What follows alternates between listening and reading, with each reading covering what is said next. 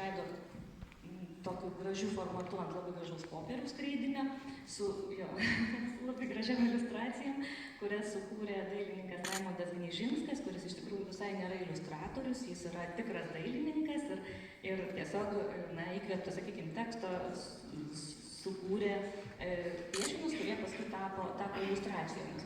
Ir visada visiems pristatydama šitą knygą aš bandau pasiteisinti, kodėl ji yra tokia pilka, kodėl neryškiai žalia arba ryškiai raudona, ne katimatiška, nesakykime, ne tokia, kurias vaikai iš karto knygynuose ar kažkur bibliotekose griebtų.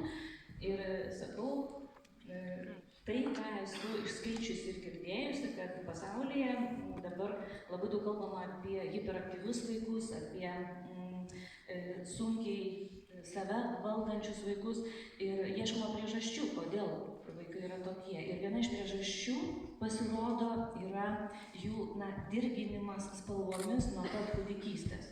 Tai yra, jeigu vaikai nuolat apie save mato nenatūralias spalvas, tai yra labai ryškius, perdėm ryškius žaisliukus ir sakykime, rengiami yra labai ryškiais kokiais nors ten rūbeliais, tokių spalvų, kurių šiaip apsauginės ten kokios ten tos įspėjamosios liemenės, tokias ryškiai raudonas arba ryškiai žalias arba geltonas.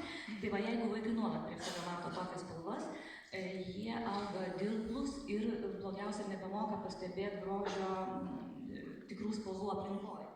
Tai va, žodžiu, ir todėl psichologai patarė orientuoti vaiko aplinką į natūralias spalvas. Pavyzdžiui, darželiuose grupes dažyti natūraliom spalvom, piešinius ant sienų vaikų darželių piešti kuo natūralesnius ir tokių žališkų atspalvių.